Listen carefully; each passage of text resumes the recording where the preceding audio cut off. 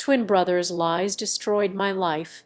My parents kicked me out, and now, after years of neglect, they're asking for my money. I am a 28-year-old female with a twin brother. Growing up, my twin brother and I received quite different treatment from our parents.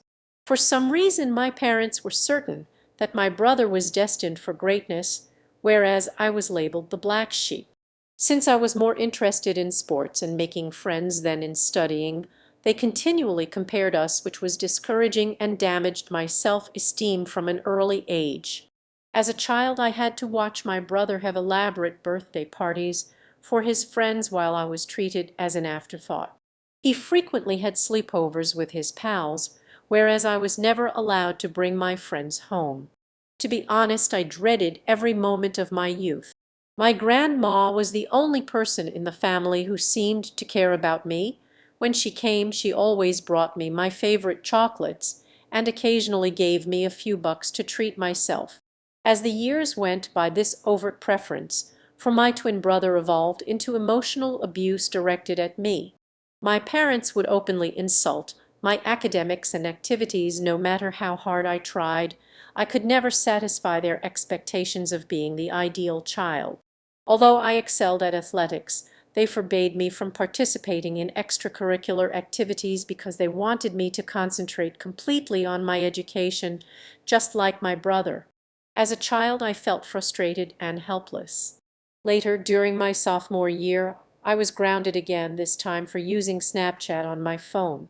I hadn't done anything wrong, but like all teenagers, I downloaded the app to stay in touch with my friends. However, my parents considered this a major crime and a violation of trust because they had barred me from talking with my pals. They went crazy, flung all of my belongings around the room, ripped the doors from their hinges, and informed me I would have no privacy as long as I lived under their roof. Watching my parents attack me in this way, my identical brother, rather than sticking up for me, made things worse.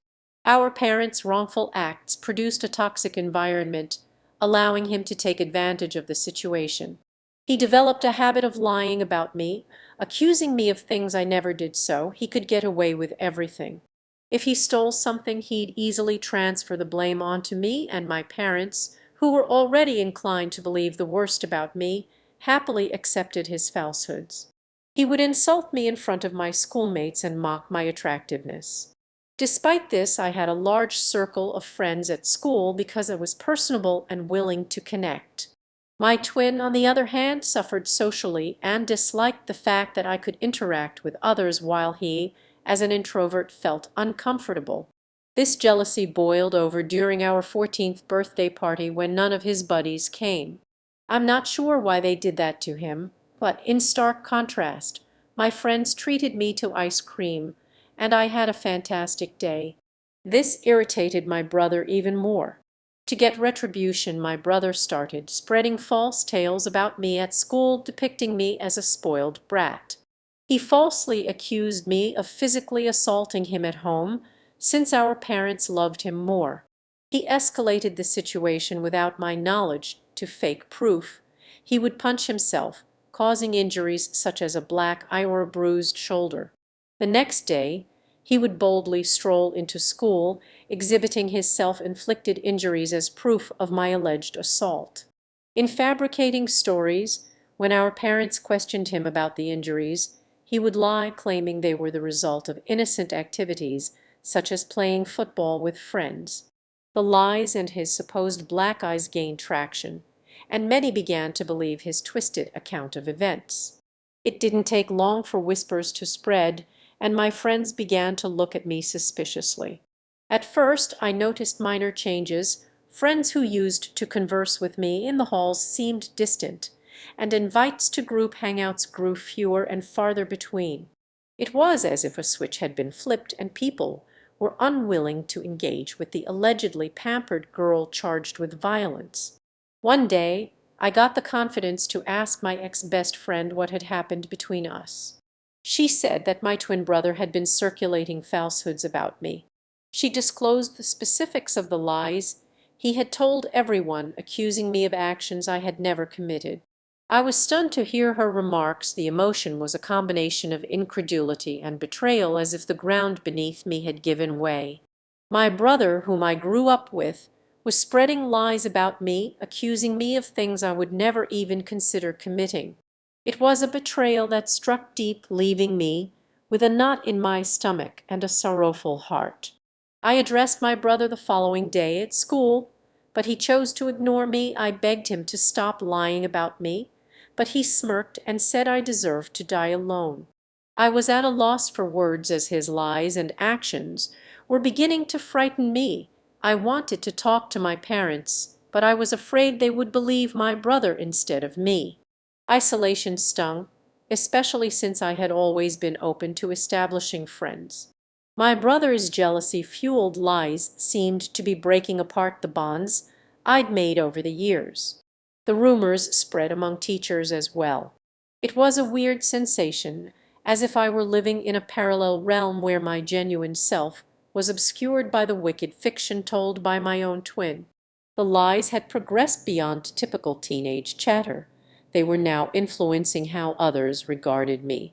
The unpleasant whispers swiftly reached my principal's ears, and my worst nightmare became reality. The principal summoned me and my brother along with our parents to his office to discuss the purported rumors. I sat there, my heart racing, as the principal demanded the truth. I believed my brother would finally come clean, but he doubled down on his lies. He told the principal that the reports were real and depicted me as a bully who beat him up when our parents were not around. I could not believe it. Shock rushed over me as my brother continued to tell this twisted story about how I was jealous of him for receiving more attention from our parents. He held to his story like glue despite the fact that it was all lies. After hearing my brother's story, my mother burst into tears and clutched him like he was a hero. My father tried to console my brother, assuring him that it was brave of him to speak up. Following that day, I attempted to defend myself, arguing with the principal that everything was fabricated. I felt as if I was drowning in a sea of accusations, desperately trying to get to the top. But my brother persisted, saying that I was this furious, violent person who took out my emotions on him every day. My mother's tears flowed as she grabbed onto my brother and gave me accusing stares. It was like fighting against a wall of belief in my brother's fabricated story. My principal sharply chastised me, stating that the school did not accept bullying and that these were grounds for suspension. I begged him not to suspend me, but he shook his head, saying he couldn't simply let it. I implored him, tears flowing down my cheeks, attempting to explain that I had done nothing to my brother. The principal sternly informed me that I would be suspended for 10 days so that others would not bully anyone. It hit me hard, and I began crying even more, virtually asking him to reconsider. My parents, outraged and embarrassed by the incident, hauled me out of the principal's office. I didn't want to leave. I wanted to argue my case and make them understand, but they weren't having it. We left the school, my heart full of frustration and embarrassment. When we came home, things changed drastically. My father started packing my belongings out of the blue. I was stunned, perplexed, and had no idea what was going on. My mother asked him what he was doing, but he simply yelled that he couldn't allow me to live in the same house as my brother anymore. I was crying, virtually on my knees, begging my brother to give them the truth. My father kept packing my belongings before throwing the bag into our foyer. I clung to my father's legs, asking him not to kick me out. It felt as if a nightmare were happening. He informed me that a bully like me did not deserve to reside in his home, and that he would call my grandmother to come and pick me up if she wished. It felt as if the world had collapsed beneath me. I stood there in amazement, surrounded by my stuff scattered over the foyer, booted out of my own home. Eventually, my grandmother showed up. She helped me grab all of my belongings and load them into the car.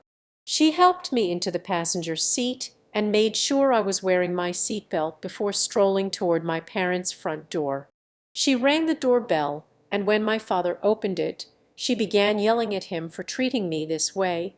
With firm determination she informed him that if he ever approached or attempted to contact me again, she would not hesitate to call the police or Child Protective Services, because what he had done to a youngster like me might land him in jail.